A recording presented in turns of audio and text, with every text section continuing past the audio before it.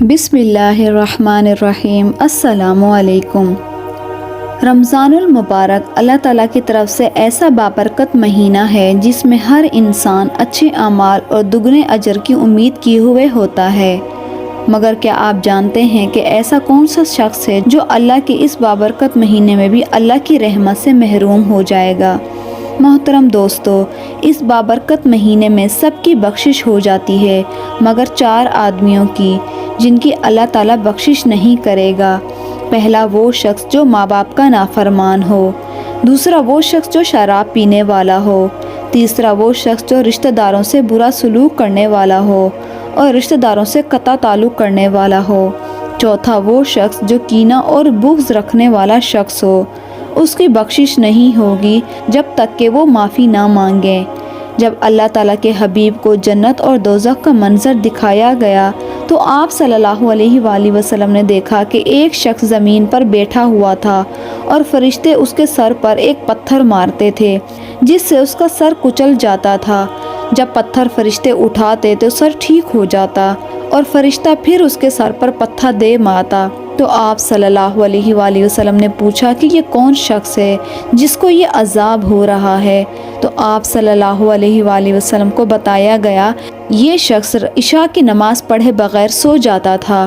پھر آپ صلی اللہ علیہ وآلہ وسلم نے دیکھا کہ کچھ لوگ مرد بھی ہیں اور عورتیں بھی، اور وہ ننگے پیروں کے بل لٹکے ہوئے ہیں اور ان کو آگ جلا رہی ہے۔ تو آپ صلی اللہ علیہ وآلہ وسلم نے پوچھا کہ یہ کون لوگ ہیں جن کو یہ آگ کا عذاب دیا جا رہا ہے؟ آپ صلی اللہ علیہ وآلہ وسلم کو بتایا گیا کہ یہ زنا کرنے والے مرد اور زنا کرنے والی عورتیں ہیں۔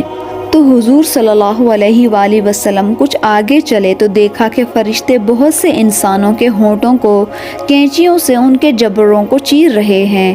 تو آپ صلی اللہ علیہ وآلہ وسلم نے پوچھا کہ یہ کون لوگ ہیں؟ تو آپ کو بتایا گیا کہ امت میں فساد کرنے والے خطیب ہیں جو لوگوں کو جوڑنے کے بجائے امت کو توڑنے کا کام کرتے تھے، جو لوگوں کو فرقوں میں ڈالتے رہتے تھے۔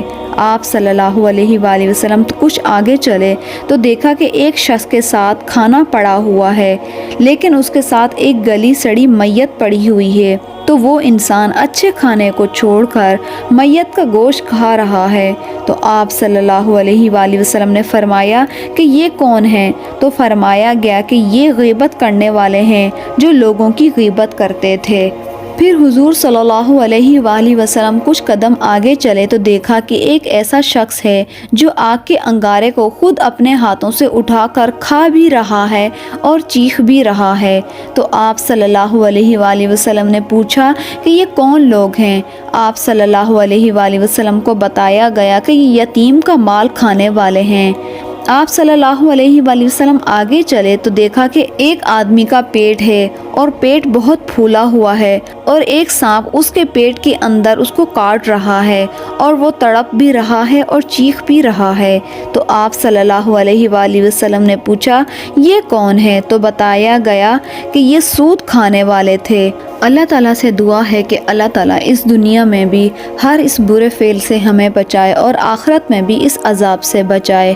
اللہ تعالیٰ کا ہم انسانوں پر بے شمار احسانات ہیں، اسی طرح اللہ تبارک و تعالیٰ نے ہم مسلمانوں پر بے پناہ عظیم اور بے شمار احسانات کیے ہیں جو باقی انسان ان سے بری ہیں۔ یہ اللہ تعالیٰ کا لاکھ لاکھ شکر ہے کہ اللہ تعالیٰ نے ہمیں مسلمان پیدا کیا اور ہم مسلمانوں پر دن اور رات اور مہینوں کی بہت سی خصوصیات ہیں۔ اسی طرح ہمارے لیے بہت سے مہینے بابرکت بنائے ہیں۔ رمضان المبارک تمام اسلامی مہینوں میں بابرکت مہینہ ہے۔ اس مہینے کے تمام اعمالوں کی نیکیاں ہزاروں کی تعداد میں شمار کی جاتی ہیں۔ ہم مسلمانوں کو چاہیے کہ ہم رمضان کے مہینے کا استقبال بھی بہت اچھے طریقے سے کریں۔ اس رمضان کی فضیلت یہ ہے کہ اللہ تعالیٰ کا عرش پہلے آسمان پر آ جاتا ہے۔ رمضان کی فضیلت میں یہ بھی ہے کہ جہنم کے دروازے بند کر دیے جاتے ہیں اور جنت کے دروازے کھول دیے جاتے ہیں۔ یہ سب خصوصیات پہلی امتوں پر نہیں تھی۔ پہلی امتیں روزہ تو رکھتے تھے مگر ان کا روزہ بہت مشقت والا تھا۔ ایک سحری سے لے کر دوسری سحری تک روزے کی مدت ہوتی تھی۔ مگر ہمارا روزہ ان کے مقابلے میں بہت آسان ہے، سحری سے افطاری تک کے وقت کا، اور ان کی نماز تراویح نہیں ہوتی تھی، مگر امت محمدیہ پر یہ احسان ہے کہ ہم اپنے اعمال کو دگنا کرنے کے لیے نماز تراویح کا اہتمام کرتے ہیں، قرآن مجید سننے کا اور قرآن مجید سنانے کا اہتمام کرتے ہیں۔ اللہ تعالیٰ کی طرف سے سارے رمضان میں 24 گھنٹے یہ اعلان ہوتا رہتا ہے کہ ہے کوئی معافی مانگنے والا کہ میں اس کو معاف کر دوں، ہے کوئی مغفرت طلب کرنے والا تو میں اس کی مغفرت قبول کر لوں، ہے کوئی توبہ کرنے والا تو میں اس کی توبہ قبول کر لوں۔ ایک فرشتہ ہمیشہ یہ اعلان کرتا ہے کہ اے نیکی کے کرنے والے، نیکی کے لیے زور لگاؤ، اور ایک دوسرا فرشتہ یہ اعلان کرتا ہے اے گناہوں کے اندر ڈوبے ہوئے شخص، اللہ تعالیٰ کی طرف لوٹ آؤ۔ رمضان کی فضیلت میں یہ بھی ہے کہ ایک فرض کا 70 فرض کے برابر ثواب ملتا ہے اور نفل کا ثواب فرض کے برابر ہو جاتا ہے۔ ایک روایت میں ہے کہ اگر کوئی انسان ایک فرض روزہ چھوڑ دے تو ساری زندگی نفل روزہ رکھے تو ایک فرض روزے کو بھی پہنچ نہیں سکتا۔ اس رمضان کے مہینے کا حضور صلی اللہ علیہ وآلہ وسلم کس قدر استقبال کرتے تھے۔ ایک مرتبہ آپ صلی اللہ علیہ وآلہ وسلم منبر پر تشریف لائے اور لوگوں کو جمع کر کے فرمانے لگے کہ وہ کون آ رہا ہے، تم کس کی طرف جا رہے ہو؟ تو صحابہ پیچھے کی طرف دیکھنے لگے کہ وہ سمجھے کہ کوئی آ رہا ہے۔ پھر آپ صلی اللہ علیہ وآلہ وسلم نے فرمایا کہ وہ کون آ رہا ہے اور تم کس کی طرف جا رہے ہو؟ تو تمام صحابہ میں پھر ہلچل مچ گئی۔